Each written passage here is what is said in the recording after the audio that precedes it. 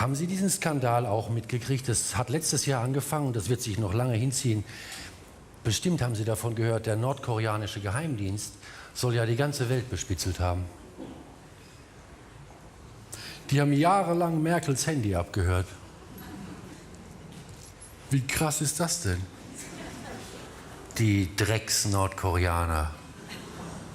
Das ist ein Pack. Hm? Nee, das waren ja die Amerikaner.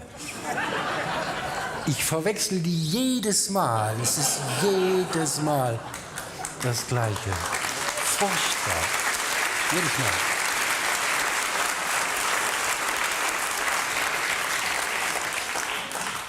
Nee, genau, die Nordkoreaner, die waren das mit Vietnam, diese Entlaubungsaktionen. Genau, Agent Orange, das ganze Zeug.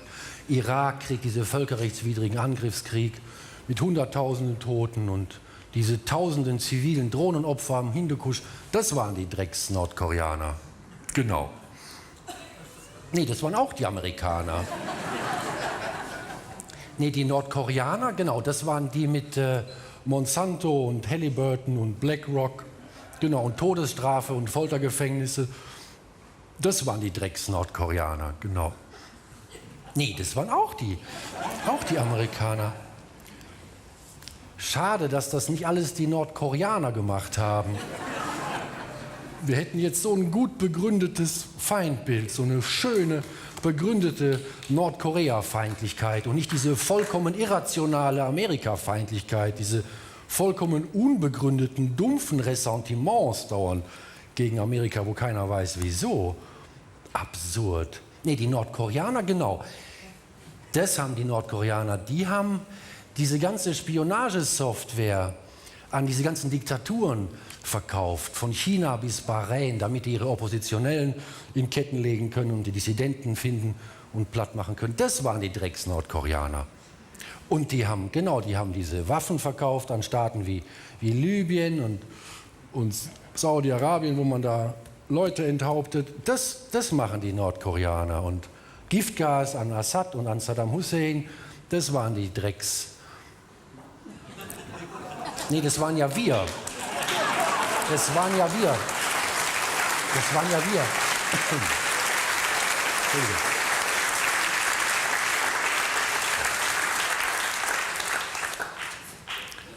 Was haben jetzt nochmal die Nordkoreaner gemacht? Ach so, eine Rakete getestet. Hallo? Wie scheiße ist das denn? Kannst du keine Raketen testen? Du musst die wochenlang über orientalische Millionenstädte abwerfen. Dann kriegst du auch einen festen Sitz im Sicherheitsrat. Vom Testen ist noch keiner in die UNO gekommen. Die sind so bescheuert, diese Drecks-Nordkoreaner, verstehst du? Die begreifen das gar nicht. Die Nordkoreaner versklaven und unterdrücken ihr eigenes Volk. Sind die bescheuert? Doch nicht das eigene. Sehen die nicht, was wir seit 600 Jahren machen, die Europäer? Wir versklaven, unterdrücken alle Völker, die nicht schnell genug auf die Bäume kommen. Alle haben wir abgeschlachtet, in Amerika, in Afrika, in Asien und in Australien. Alle Schamanen geschlachtet und die Priester ihnen weggenommen und alles gebrandschatzt, doch nicht das eigene Volk. Und jetzt schicken wir ihnen noch unsere Großkonzerne auf den Hals, die den Rest noch plündern und sie in Elend zurücklassen. Und wenn sie kommen, kommen sie direkt übers Mittelmeer und kommen auf die spanischen Tomatenfelder.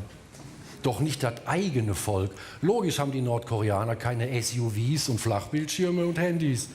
Vom eigenen Volk kriegst du das nicht. Das sind Pillemänner, die Drecks-Nordkoreaner. Ne? Gibt so wenig Pazifisten im Pazifik, ehrlich. Auch hier, ne? Auch hier. Die Friedensforscher werden gar nicht mehr gefragt in solchen Konflikten. Die Friedensforschung hat so gute Arbeit geleistet in den letzten Jahrzehnten. Wofür haben wir die? Es wird einfach wie in der Steinzeit direkt zu den Waffen gegriffen. Die stehen jetzt da in der Ecke. Die freuen sich kaputt. Aber die Nordkoreaner haben auch einen furchtbaren Umgang mit der Macht. Das ist ja auch heftig. Da ist dann der Vater Präsident und dann irgendwann später ist der Sohn Präsident. Das ist krass. Das kannst du dir hier gar nicht, oder in Amerika, das ist undenkbar, das ist so, wirklich, stell dir vor.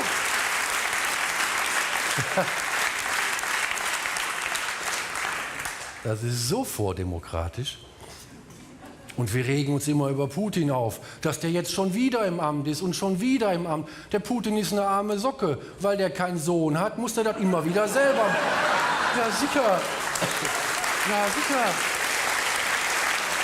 Was glauben Sie denn? Ja, klar.